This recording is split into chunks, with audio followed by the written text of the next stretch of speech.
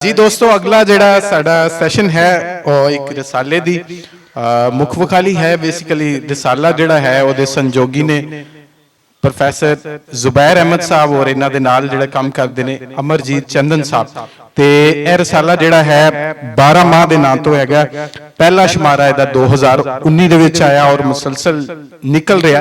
और इस रसाले नूं जुबैर साहब किस तरह कढ़ रहे ने, की परेशानियां ने, किस तरह इन्हां दी टीम काम करदी है, ते असीं ओह भी इन्हां को जाणांगे। यह 7वां शुमारा हैगा जिहड़ा कि स्वानी नंबर हैगा 2025 दे विच छपिया। ते मैं दावत दिना जुबैर जी नूं कि इस रसाले दे हवाले दे नाल अपना चानन पान। और रसाला जिहड़ा है किताब तरिंजन ने छापिया, जिस तरह के किताब तरिंजन जिहड़ा वो किताबां भी बड़ियां सोहणियां सोहणियां छापदे आ। दे नाल रिसाला भी इसे ही अदारे वालों जिहड़ा कि जुबैर साहब चला रहे ने उन्होंने छापिया।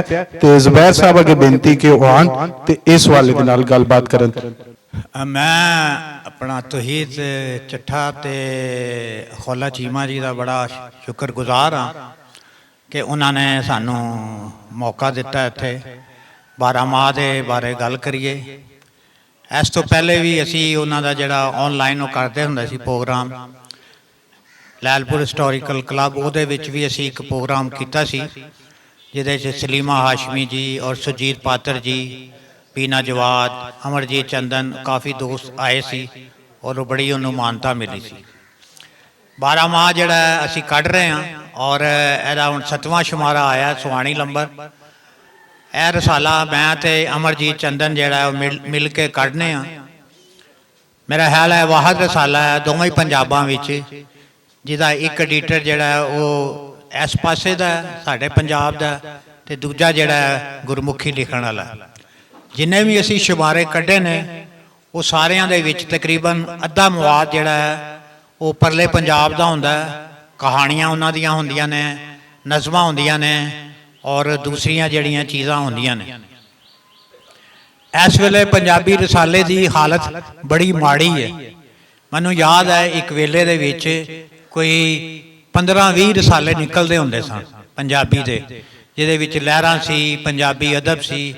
ते हुण मेरा ख्याल है एक साडा रसाला निकलदा जिहड़ा साल बाद आंदा है, ते शायद पंचम जिहड़ा है वो भी निकलदा, लेकिन वो बहुत ज़्यादा रैगूलर नहीं है।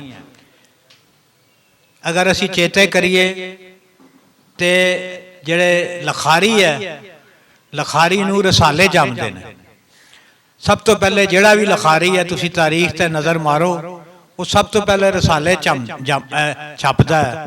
मंटो वगैरह जिहड़े सी रसालियां दे विच छपे सन। साल लुधियानवी रसालियां च छपदा सी। एक वेले कोई बंदे दी कहानी नकूश विच या फनून च छप जांदी सी ते समझदा सी मैं राइटर बन गया, बड़ा वड्डा एक प्राइड लिया जाता सी। साडी रसालियां दी, पंजाबी रसालियां दी बड़ी एक गोल्डन तारीख रही है। लहरां जिहड़ा बहुत साल छपिया है। डॉक्टर फकीर मोहम्मद फकीर ने पंजाबी कढ़िया सी, आसफ खान साहब पंजाबी अदब कढ़दे सी और मोहम्मद अफजल ने 5 दरिया कढ़िया। एक जमाने बड़े रसाले निकलते सी। इस वेले जिहड़ा है बड़ी जिहड़ी है माड़ी जिहड़ी है साडी सूरत हाल है। असी 12 माह जो कढ़िया 2019 दे विच, मेरे नाल अमरजीत चंदन सी और आइडिया भी उहदा ही सी।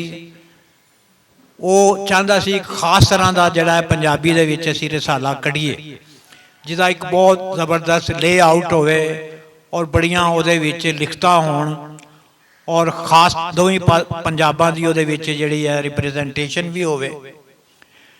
ते असी 7 रसाले कढ़े ने और हर रसाले जिहड़ा हर शुमारा जिहड़ा साडा उहदे विच एक खास असी मौजू रखिया, एक खास असी विशे रखिया और उहदे उत्ते मैं थोड़ा जिहा तुहानूं जिक्र करांगा, जिहड़ा वेरवा करांगा जिहड़े असी 7 रसाले कढ़े ने वो किस तरह दे सन।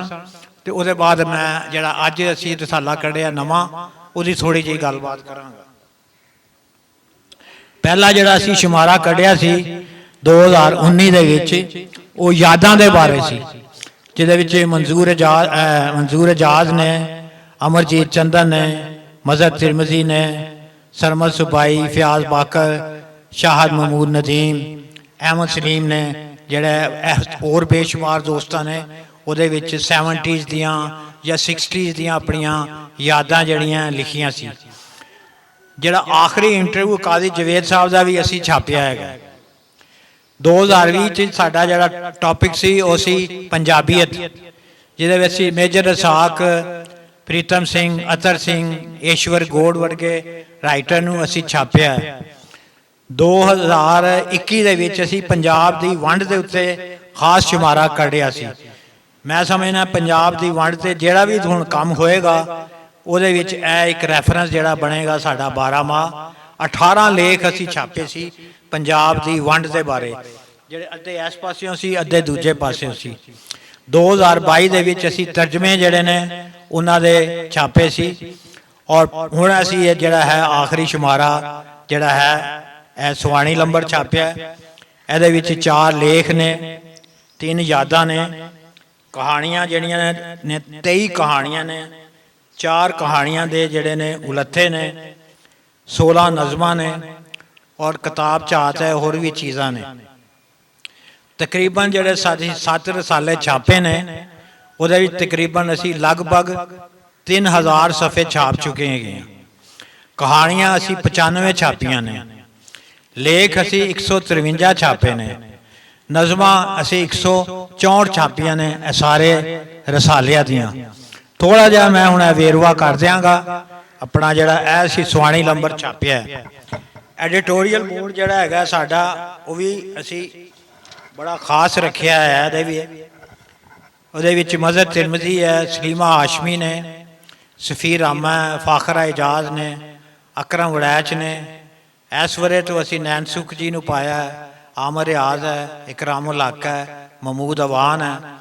ਇਸ ਤੋਂ ਪਹਿਲੇ ਮਨਜ਼ੂਰ ਇਜਾਜ਼ ਸਾਹਿਬ ਸਾਡੇ ਐਡੀਟੋਰੀਅਲ ਮੈਂਬਰ ਸਨ ਔਰ ਤਕਰੀਬਨ ਜਦ ਤੱਕ ਉਹ ਜਿਉਂਦੇ ਰਹੇ ਨੇ ਉਹ ਸਾਨੂੰ ਹਰ ਵਰੇ ਜਿਹੜਾ ਹੈ ਉਹ ਲੇਖ ਜਿਹੜੇ ਨੇ ਉਹ ਭੇਜਦੇ ਰਹੇ ਨੇ।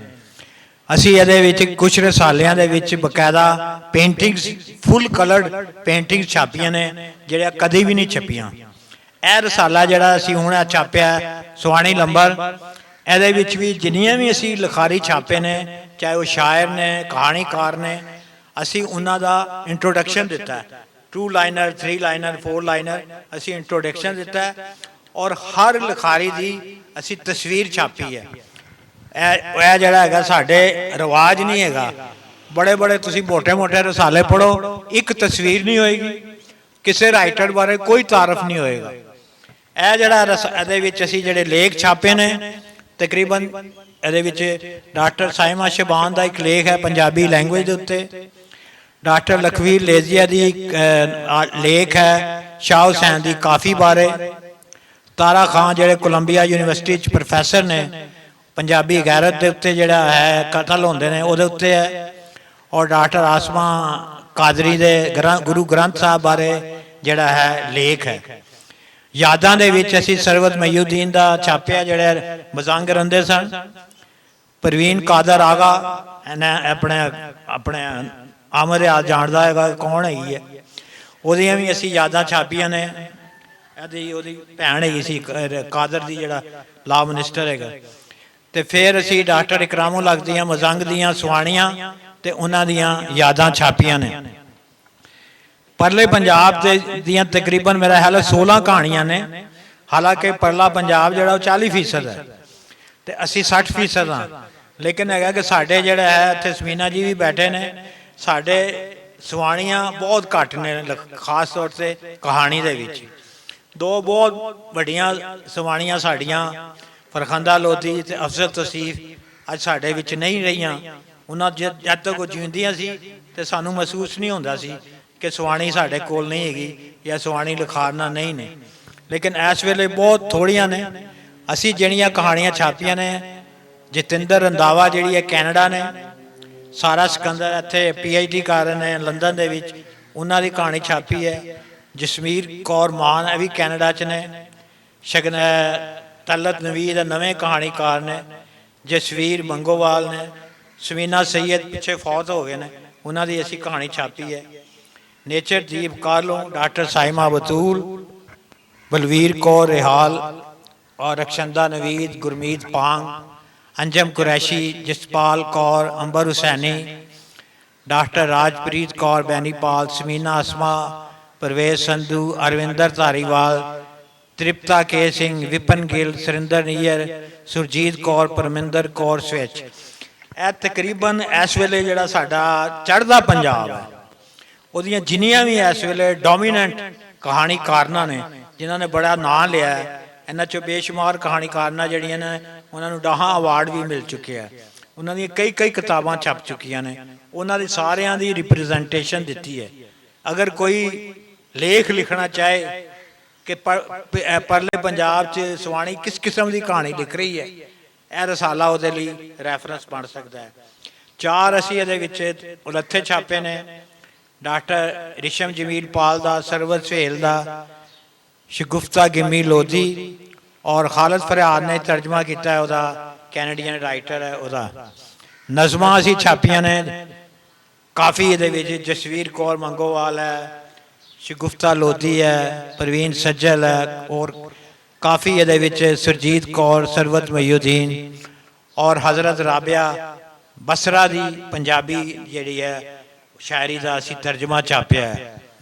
ਕਿਤਾਬ ਝਾਤ ਹੈ ਤਕਰੀਬਨ 4 ਜਿਹੜੇ ਹੈ ਨੇ ਕਿਤਾਬਾਂ ਦੇ ਉੱਤੇ, ਔਰ ਇੱਕ ਅਸੀਂ ਲੇਖ ਛਾਪਿਆ ਹਸਨ ਮੁਜਤਬਾ ਦਾ, ਮੈਂ ਉਰਦੂ ਤੋਂ ਤਰਜਮਾ ਕੀਤਾ ਸੀ। ਸਾਡਾ ਇੱਕ ਯਾਰ ਸੀ ਯੂਨੀਵਰਸਿਟੀ ਦੇ ਜ਼ਮਾਨੇ ਦਾ 77-78 ਦਾ, ਜਵੇਦ ਜੇਦੀ, ਜਿਹੜਾ ਗਾਉਂਦਾ ਹੁੰਦਾ ਸੀ। ਨੈਨਸੁਖ ਸਾਹਿਬ ਵੀ ਉਹਨੂੰ ਜਾਣਦੇ ਨੇ। ਕਦੀ ਉਹਨੇ ਆਪਣੀ ਕਿਤਾਬ ਨਹੀਂ ਛਪਵਾਈ, ਕਦੀ ਉਹਨੇ ਕੋਈ ਨਾਂ ਨਹੀਂ ਬਣਾਇਆ। ਸ਼ੋਰਕੋਟ ਦਾ ਰਹਿਣ ਵਾਲਾ ਸੀ, ਚੁੱਪ ਚੁਪੀਤੇ ਆਪਣੇ ਘਰ 'ਚ ਚਲਾ ਗਿਆ। ਬਾਈ ਚਾਂਸ ਮੇਰੇ ਕੋਲ ਇੱਕ ਉਹਦੀ ਰਿਕਾਰਡਿੰਗ ਸੀ ਥੋੜ੍ਹੀ ਜਿਹੀ, ਅਤੇ ਉਹਦੀਆਂ ਮੈਂ ਕੁਛ ਨਜ਼ਮਾਂ ਜਿਹੜੀਆਂ ਨੇ ਇਹਦੇ ਵਿੱਚ ਛਾਪੀਆਂ ਨੇ। ਇਹ ਰਸਾਲਾ ਜਿਹੜਾ ਅਸੀਂ ਕੱਢਿਆ, ਬਾਰ ਗੱਲ ਹੋ ਰਹੀ ਸੀ NGO ਦੀ, ਇਹ 7 ਸ਼ਮਾਰੇ ਅਸੀਂ ਕੱਢੇ ਨੇ। ਇੱਕ ਟੈਡੀ ਪੈਸਾ ਕਿਸੇ NGO ਕੋਲੋਂ ਅਸੀਂ ਨਹੀਂ ਲਿਆ। ਸਾਰੇ ਸਾਡੇ ਦੋਸਤ ਜਿਹੜੇ ਨੇ, ਪਰਸਨਲ ਸਾਡੇ ਦੋਸਤ ਜਿਹੜੇ ਨੇ, ਉਹ ਜਿਹੜੇ ਨੇ ਇਹਦੀ ਮਦਦ ਕਰਦੇ ਨੇ।